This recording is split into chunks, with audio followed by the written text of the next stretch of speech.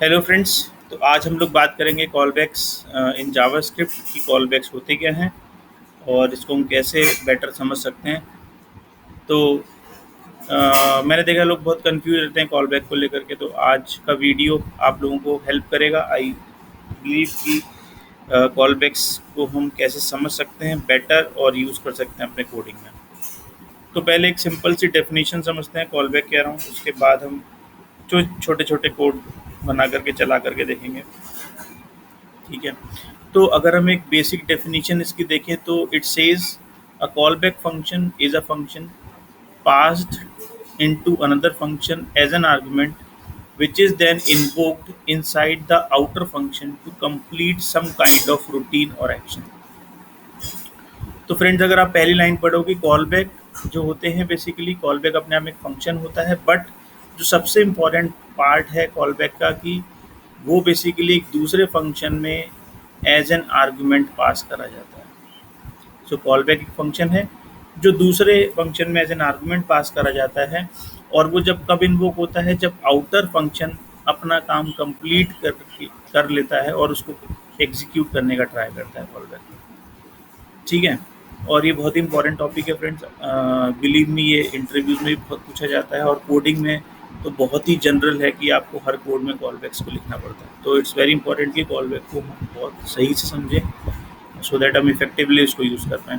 तो callback अपने आप में क्या होता है, फंक्शन होता है जो दूसरे फंक्शन में एज एन आर्गुमेंट पास करा जाता है, और वो कब एग्जीक्यूट होता है, जब जिस फंक्शन में आपने उसको पास किया है, जब वो फंक्शन अपना काम कंप्लीट कर लेता है और वो चाहता है कि अपना फीडबैक एक दूसरे फंक्शन को पास करे, तो वो उस कॉल बैक को कॉल करता है।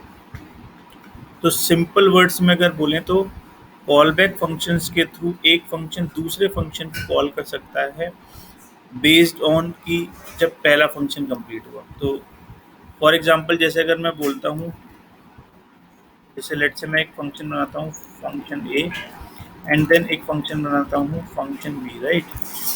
मैं चाहता हूँ कि फंक्शन बी तब कॉल हो जब फंक्शन ए कंप्लीट हो जाए, राइट।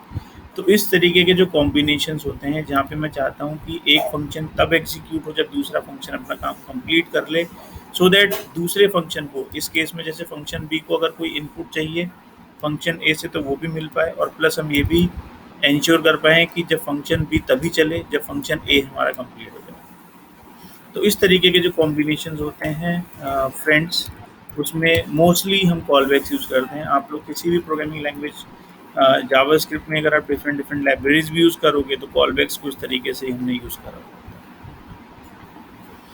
ठीक है।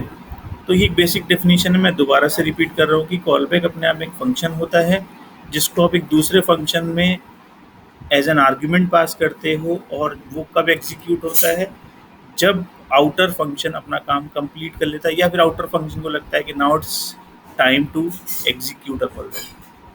तो it's up to outer function then कि आउटर फंक्शन को उस कॉल बैक को कब कॉल करना है। ठीक है। ये एक टिपिकल एग्जांपल मैंने आपको बताया थ्योरेटिकल, कि इस तरीके से हम समझ सकते हैं कि अगर हम फंक्शन बी को एग्जीक्यूट करना चाहते हैं फंक्शन ए के थ्रू, तो हम basically callbacks mechanism use करते हैं। ठीक है। अब हम देखते हैं कोड के थ्रू कि वाकई में कोड के थ्रू हम उसको कैसे समझ सकते हैं, राइट।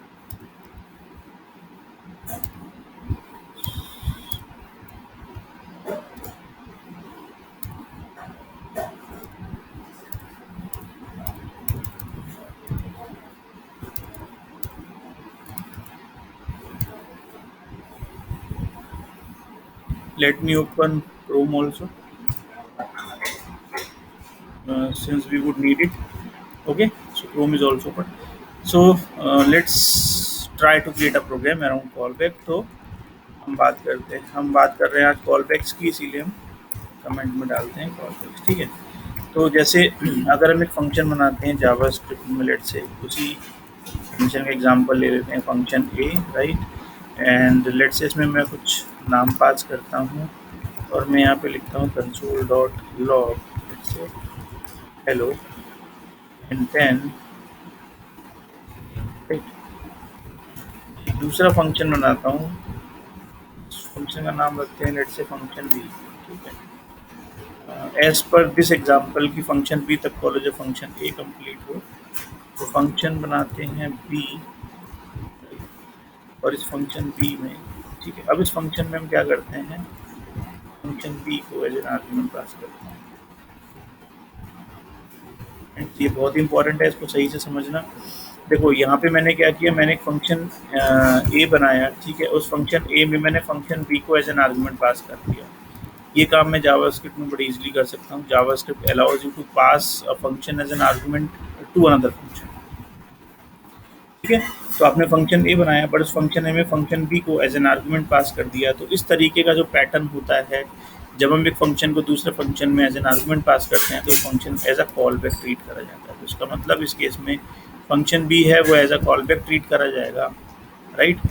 और इस फंक्शन के अंदर अब ये फंक्शन डिसाइड करेगा। तो ये फंक्शन अपने आप में क्या हुआ, ये फंक्शन अपने आप में, अगर मैं इस डेफिनेशन की बात करूँ तो ये अपने आप में क्या हुआ, एक आउटर फंक्शन हुआ, राइट।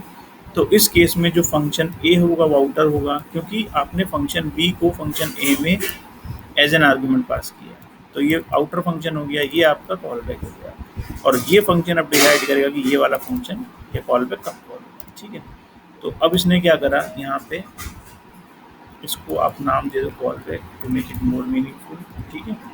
एंड देन यहाँ पे आपने लिखा callback, and then from here you pass something, let's say test, ठीक है।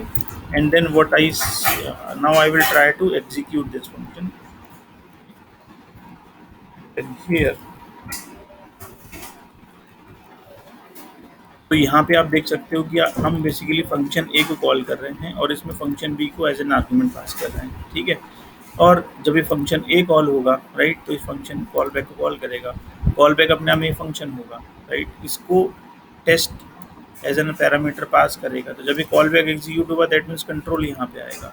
जब कंट्रोल यहाँ पे आएगा तो नेम में उसको क्या मिलेगा, टेस्ट। तो यहाँ पे हेलो टेस्ट प्रिंट होगा। तो फ्रेंड्स अगर आप देखो इस कोड को अगर ट्राई करोगे एग्जीक्यूट करने का, तो ये प्रिंट करेगा hello test over the console. Let's see, तो ये कोड हमारा कहाँ पड़ा हुआ है, सी के अंदर टेस्ट नाम के फोल्डर में index.html फाइल है। तो हम जाते हैं और इसको चला देते हैं, ठीक है, okay.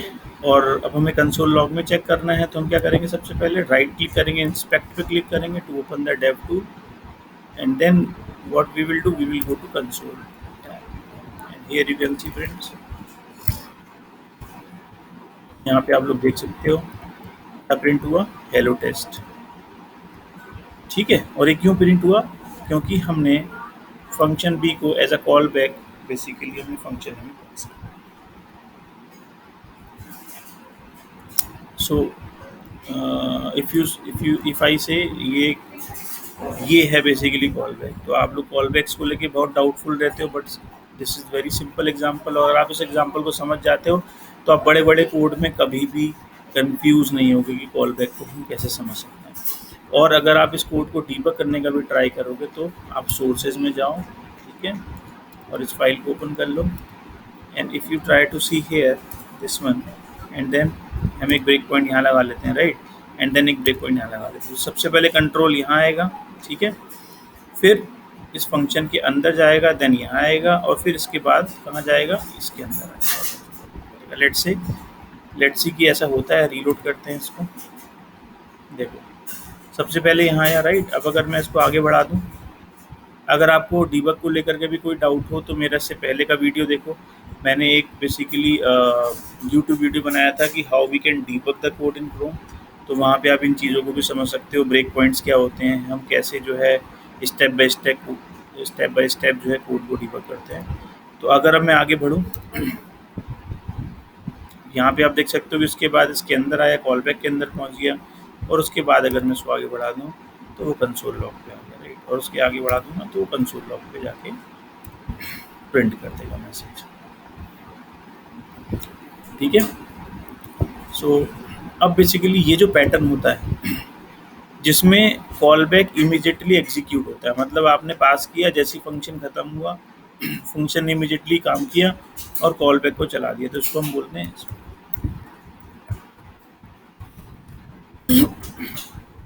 Synchronous call back. Example होता है सिंक्रोनस कॉल बैक का, जहाँ पे कॉल बैक आपका इमीडिएटली एग्जीक्यूट हो जाता है, मतलब आपने फंक्शन कॉल किया, फंक्शन इमीडिएटली एग्जीक्यूट हुआ, उसका रिस्पॉन्स हमने कॉल बैक को पास किया और कॉल बैक ने इसको कंसोल लॉग पे प्रिंट कर दिया। ठीक है। अब इसमें एक और होता है टाइप जिसको हम बोलते हैं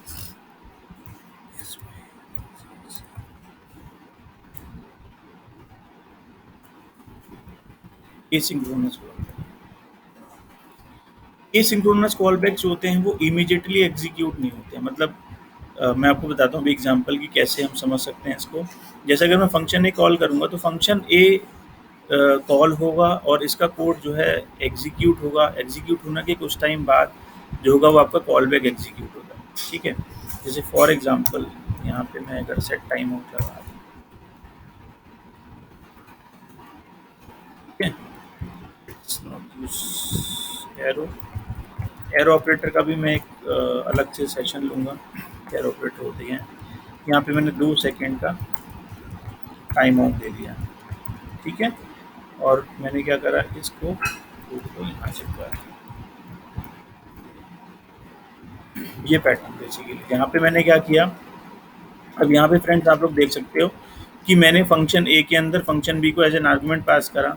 ठीक है, तो ये कॉल बैक बन गया, बट उस कॉल बैक को मैं क्या कर रहा हूँ एक एसिंक्रोनस कोड में, बेसिकली अपने आप में क्या है ये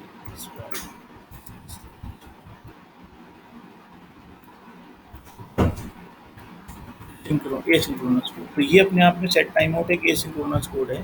तो ये क्या करेगा बेसिकली, ये set time out will make sure कि जैसे ही 2 सेकंड कंप्लीट होंगे, है ना, ये फंक्शन एग्जीक्यूट करेगा। ठीक है, और जब ये फंक्शन एग्जीक्यूट होगा, ठीक है, तो बेसिकली इस कॉल बैक को एग्जीक्यूट करेगा। जब कॉल बैक एग्जीक्यूट करेगा तो फंक्शन भी कॉल होगा।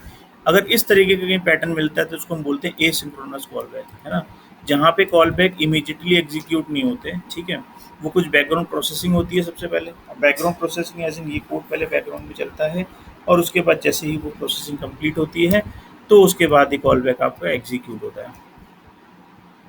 ठीक है, तो ये एग्जाम्पल होता है आपका एसिंक्रोनस कॉल बैक का। ठीक है, और उसके बाद एक और बहुत ही इम्पोर्टेंट बेसिकली कॉन्सेप्ट होता है इसके अराउंड एसिंक्रोनस कॉल बैक्स के अराउंड, कि आपको पता होगा कि जावा स्क्रिप्ट जो है वो सिंगल थ्रेडेड होती है।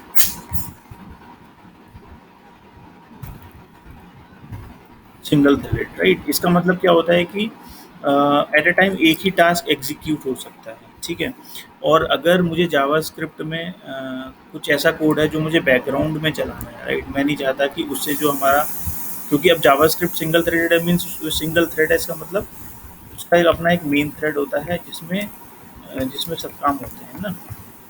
अब मैं ये नहीं चाहता कि मेन थ्रेड मेरा बिजी हो, मेरा डिस्टर्ब हो, मैं कुछ एक लॉन्ग प्रोसेसिंग करना चाहता हूँ, बट मैं ये नहीं चाहता कि उस लॉन्ग प्रोसेसिंग के चक्कर में मेरा मेन थ्रेड डिस्टर्ब हो, क्योंकि अगर मेन थ्रेड डिस्टर्ब होगा दैट मीन्स जो नीचे वाले टास्क होंगे वो तब तक एग्जीक्यूट नहीं होंगे जब तक आपका जो लेंदी टास्क है वो कंप्लीट नहीं हो जाता।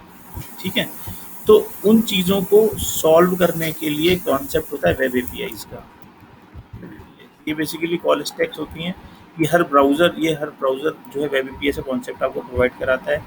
वेब एपीआईज क्या करती हैं बेसिकली, जितना भी आपका एसिंक्रोनस प्रोसेसिंग होती है वो वेब एपीआईज के अंदर एग्जीक्यूट होती है। और वेब एपीआई अपने आप में क्या होता है, एक सेपरेट थ्रेड होता है।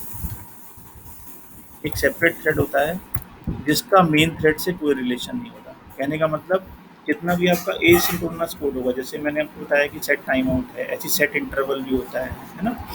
और ऐसे ही आपका देखो एसिंक्रोनस कोड में आपके पास क्या क्या आता है, जैसे सेट टाइम आउट, मैं एग्जांपल दे रहा हूँ। सेट टाइम आउट है, set interval, right, AJAX calls हो गई है ना। तो there are plenty of examples we have in JavaScript. तो ये जितने भी एसिंक्रोनस एपीआईज हैं हमारी वेब एपीआईज में चलती हैं। वेब एपीआई में एक सेपरेट थ्रेड होता है जो ये मेक श्योर करता है कि ये प्रोसेसिंग जो होती है, जैसे जो टाइमर वाले काम है, बेसिकली ये सब काम जो होते हैं वेब एपीआईज में चलते हैं। और इसका एडवांटेज क्या होता है कि ऐसा होने से जो आपका मेन थ्रेड होता है जावास्क्रिप्ट का वो बिजी नहीं होता, मतलब वो डिस्टर्ब नहीं होता, वो अपने बाकी काम करता रहता है। और जैसे ही आपका इंटरवल कंप्लीट होता है ना, जैसे ही आपका इंटरवल कंप्लीट होता है तो ये जो फंक्शन है ये बेसिकली आपका जो मेन एग्जीक्यूशन जो मैसेज क्यू होती है जावास्क्रिप्ट में उसमें पहुंचता है, और मैसेज क्यू से जो आपका मेन थ्रेड जो एग्जीक्यूशन क्यू होती है जावास्क्रिप्ट की उससे वहाँ पहुँचता है, जैसे ही वो जावास्क्रिप्ट की एग्जीक्यूशन क्यू में कॉल बैक पहुँचता है वो एग्जीक्यूट हो जाता है। ठीक है ना? तो अगर मैं जावास्क्रिप्ट में बात करूँ तो 3 चीज़ें होती हैं, बहुत ही इम्पोर्टेंट। एक होता है तुम्हारा एग्जीक्यूशन क्यू, राइट? एक होती है message queue and then web APIs. तो फ्रेंड्स याद रखना ये बहुत ही इंपॉर्टेंट है, इंटरव्यूज़ में भी बहुत ही पॉइंट आउट कराया जाता है कि वेब एपीआईज़ होती क्या हैं और इनमें क्या काम होते हैं। तो इसमें जितनी भी एसिंक्रोनस प्रोसेसिंग होती है वो सब तुम्हारी वेब एपीआईज़ में होती है। ठीक है? फिर जैसे ही एसिंक्रोनस प्रोसेसिंग कंप्लीट होती है, वो बेसिकली जो उससे एसोसिएटेड जो भी कॉल बैक्स होते हैं वो मैसेज क्यू के पास को मिलते हैं, और मैसेज क्यू जो होता है उन कॉल बैक्स को एग्जीक्यूशन क्यू में ट्रांसफर करता है, जैसे एग्जीक्यूशन क्यू आपकी फ्री होती है जावास्क्रिप्ट की, और फिर वो जावास्क्रिप्ट की एग्जीक्यूशन क्यू कॉल बैक को एग्जीक्यूट करती है। ठीक है? तो कहीं भी अगर आपको जावास्क्रिप्ट में JavaScript type script what ever जो भी रैपर है जावास्क्रिप्ट का, कहीं भी आप देखोगे, चाहे वो नोड हो चाहे वो कोई और रैपर हो, नोड, हर जगह यही होता है कि हमारे पास basically execution queues, message queue और वेब पे, ये 3 चीज़ें होती हैं। तो आपका ये वाला कोड, जैसे मैं सेट टाइम आउट की बात करूँ तो ये कोड सबसे पहले वेब एपीआईज में जाएगा, ये इंटरवल वहाँ चलता रहेगा। ठीक है? जैसे इंटरवल कंप्लीट होगा ये कॉल बैक मैसेज क्यू में आएगा, और मैसेज क्यू से जो है फिर वो एग्जीक्यूशन क्यू में पुश होगा, और एग्जीक्यूशन क्यू में आते ही वो एग्जीक्यूट हो जाएगा। ठीक है? तो इस तरीके के जो कॉम्बिनेशन होते हैं जहाँ पे आपका जो मेन फंक्शन है जिसमें आपने कॉल बैक को एज एन आर्गुमेंट पास करा है, वो बेसिकली एक अपने आप में एक एसिंक्रोनस कोड होता है ना, जो एक वेब एपीआई में जाकर के चलता है। तो उस तरीके के कॉम्बिनेशन को हम बोलते हैं एसिंक्रोनस कॉल बैक। तो उसमें जो आपका कॉल बैक होता है वो इमीडिएटली एग्जीक्यूट नहीं होता, वो कुछ बैकग्राउंड प्रोसेसिंग के बाद होता है। तो फॉर एग्जांपल जैसे अगर मैं यहाँ बात करूँ तो यहाँ पे फंक्शन ए कॉल होगा, राइट? फंक्शन ए क्या करेगा, इस कॉल बैक को एग्जीक्यूट करेगा, कॉल बैक को पास करेगा एज एन आर्गुमेंट। उसके बाद जैसे ही ये सेट टाइम आउट कंप्लीट होगा, कंट्रोल इसके अंदर आएगा, और जैसे ही कॉल बैक एग्जीक्यूट होगा वो टेस्ट को पास करेगा, और यहाँ पे हेलो टेस्ट प्रिंट हो जाएगा। लेट्स से यहाँ पे मैं टेस्ट की जगह कुछ और कर देता हूँ, लेट हम रिफ्लेक्शन भी देख पाएँ इसका। ठीक है? तो इसको हम बोलते हैं एसिंक्रोनस कॉल बैक। और फ्रेंड्स यहाँ पे ध्यान रखना एक चीज़ और होती है, मैं अभी आपको बता रहा हूँ जो इसी कोड में है। पहले देखते हैं इस कोड को चला करके कि क्या होगा। कोड में एक्सपेक्टेड है कि आउटकम क्या आएगा, hello X Y Z, but ये 2 सेकंड के डिले के बाद आएगा। देखते हैं ऐसा होता है नहीं होता है। इसको रिफ्रेश करते हैं, mute the debug breakpoint. Here you can see friends, है ना, आया, बट एक 2 सेकंड के लैग के बाद आया। फिर मैंने कहा 1 2, ठीक है? तो ये 2 सेकंड के लैग के बाद आया। इसका मतलब क्या हुआ कि सबसे पहले कंट्रोल यहाँ आया होगा। मैं आपको डीबग करके भी दिखा देता हूँ। डीबग कैसे करेंगे इस कोड को, पहले यहाँ लगाओ, फिर यहाँ लगाओ, तो पहले यहाँ आएगा वो, फिर 2 सेकंड के बाद यहाँ पे आएगा, और फिर यहाँ पे। देखते हैं ऐसा होता है। तो फ्रेंड्स यहाँ पे आया, मैं आगे बढ़ता हूँ। अब 2 सेकंड के बाद ये आ गया, 2 सेकंड कंप्लीट हुए। इसका मतलब 2 सेकंड वाला कोड कहाँ चल रहा होगा, वेब एपीआईज में चल रहा होगा ब्राउजर, जो अपने में एक सेपरेट थ्रेड होता है। जैसे ही वो कंप्लीट हुआ कॉल बैक, और कॉल बैक जैसे ही आगे बढ़ेगा और यहाँ से वो कंसोल लॉग प्रिंट कर देगा। सिंपल। ठीक है? तो ये है बेसिकली एसिंक्रोनस कॉल बैक। और एक होते हैं, एक कैटेगरी और होती है जो इसी कोड में आप देख सकते हो, एनोनिमस। जैसे सेट टाइम आउट में आप देखो, आपने ये फंक्शन जो पास किया है, मैंने आपको बताया ना कि अगर आप एक फंक्शन को सेट टाइम आउट अपने आप में एक फंक्शन है, राइट? इसके अंदर हमने इस फंक्शन को पास किया है, इसका मतलब ये फंक्शन एज एन आर्गुमेंट इस फंक्शन में पास हुआ। तो ये itself is an example of call back. लेकिन इस केस में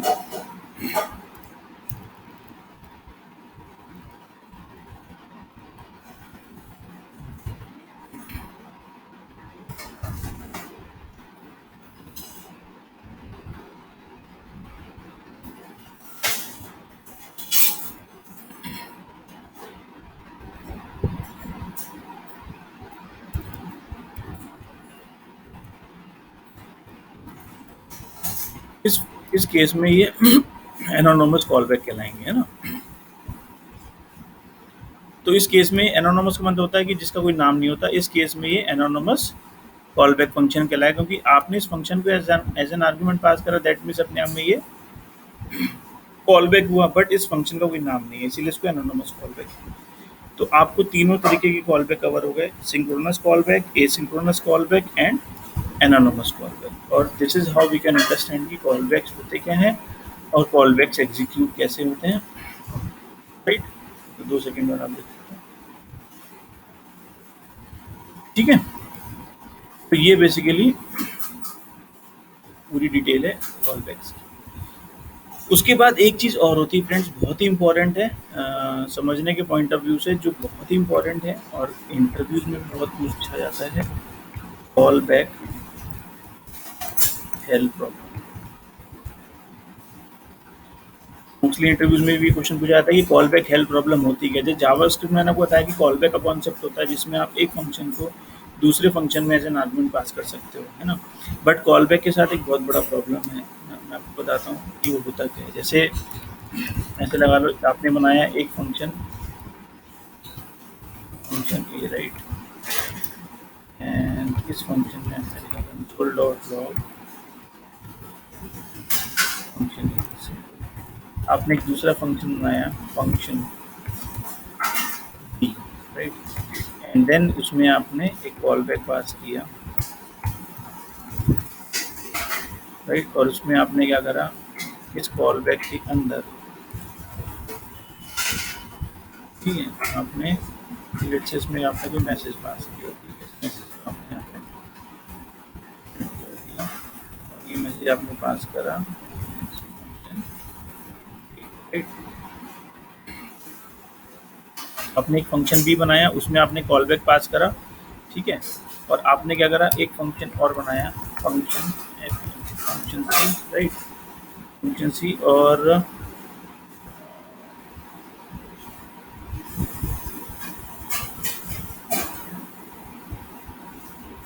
function b will call back this, then this will be executed, and then dot log, then here message, and then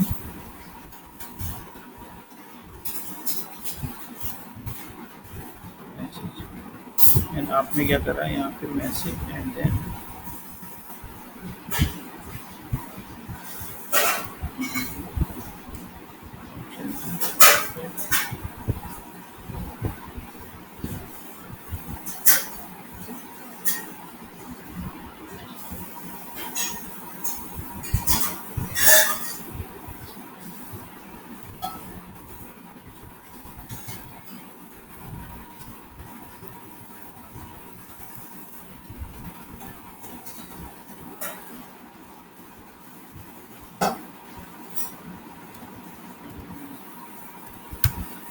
redraw it, function a,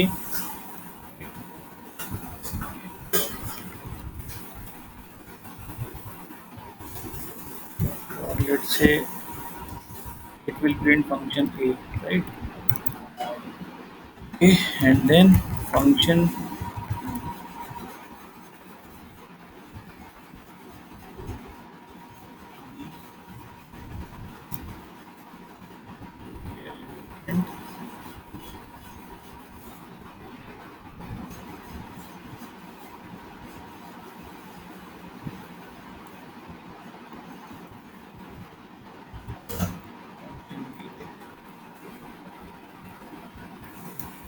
and then function c, right, and here you pass, let's say, call back 1 and then call back 2, right. There are two callbacks which you are passing here as an argument, right. And what you say,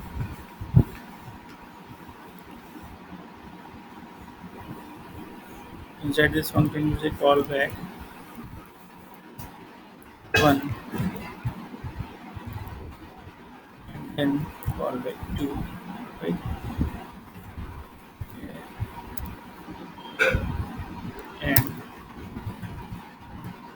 I will explain you what.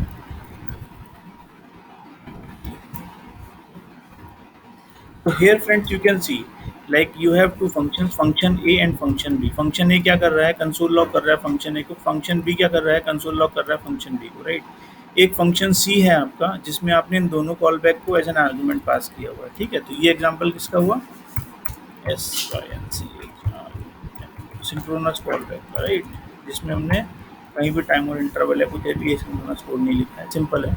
तो हमने क्या करा, दो callback को पास किया। अब हमने क्या करा, बेसिकली इस फंक्शन के अंदर फॉर एग्जांपल अभी के लिए तो मैंने सिंपल डायरेक्टली इन कॉल बैक्स को कॉल कर लिया है, बट प्रैक्टिकली क्या होगा कि फंक्शन सी कुछ पहले प्रोसेसिंग करेगा, उसके बाद जो है इन कॉल बैक्स को एग्जीक्यूट करेगा। तो यहाँ पे आप लोग देख सकते हो कि फंक्शन सी ने क्या करा, बेसिकली इस कॉल बैक को एग्जीक्यूट करा और इस कॉल बैक के अंदर अंदर हमने एक दूसरा कॉल बैक पास करा, right. So what it will do, जब भी कॉल बैक वन कॉल होगा, फॉर एग्जांपल अगर इस कॉल बैक वन को मैंने फंक्शन ए के फॉर्म में पास किया था, तो ये फंक्शन बेसिकली ए एग्जीक्यूट होगा, राइट। और इसके अंदर हमने कॉल बैक लिखा होगा, right? और ये कॉल बैक जो होगा हमारा,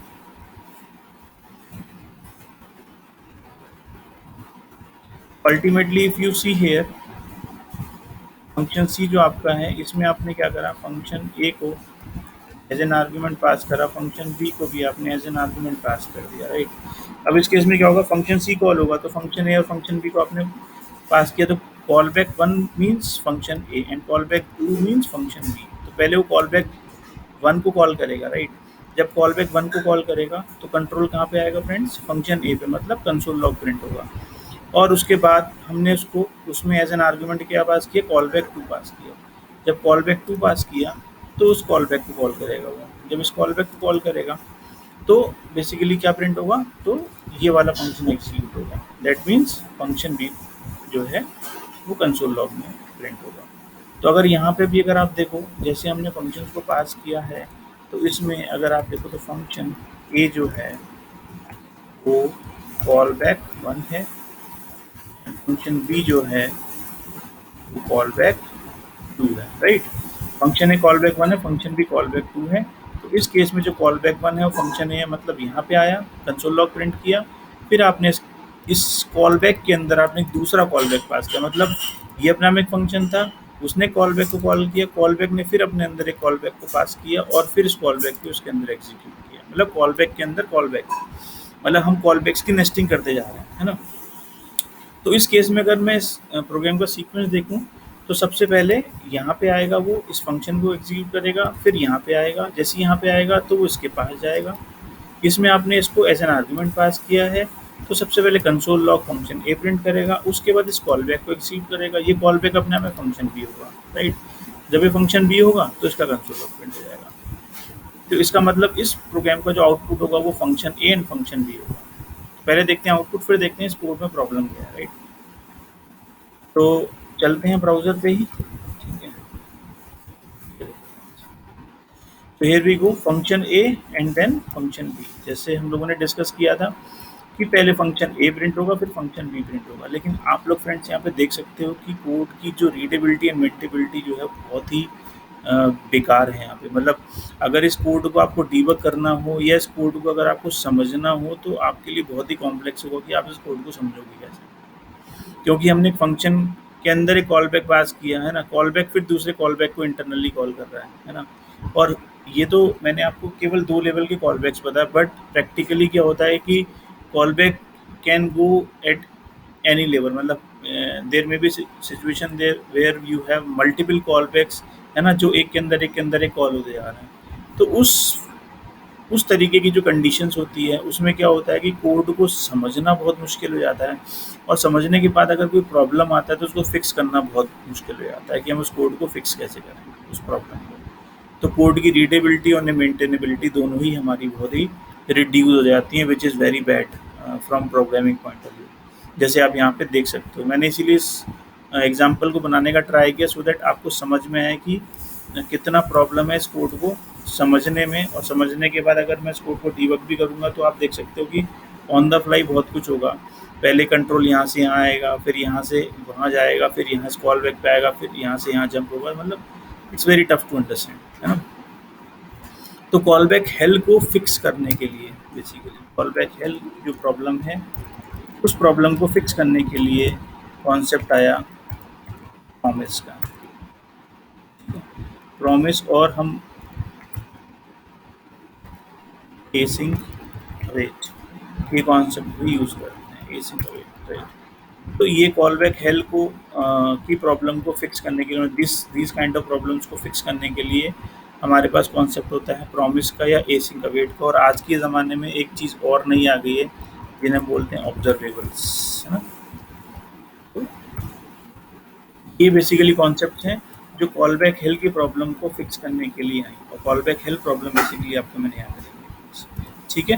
तो अगले वीडियो में मैं ट्राई करूँगा कि प्रॉमिस एंड एसिंग अवेट इन दोनों को कवर करूँ, सो दैट आपको समझ में आए कि प्रॉमिस को हम इफेक्टिवली कैसे यूज़ कर सकते हैं, और प्रॉमिस का एक ऑल्टरनेट सोल्यूशन और है async await which is very effective, है ना। तो इसको भी हम लोग एक्सप्लोर करेंगे। तो आज का टॉपिक हमारा क्योंकि कॉलबैक्स के अराउंड ही था, तो कॉलबैक्स वाली चीज़ें हमने आज कवर कर दी। So friends, I believe that this video will help you to understand callbacks concepts better in JavaScript, and then in next video we will see how we can fix this callback help problem using promise, async await, or maybe in post videos in observables also how we can fix this problem.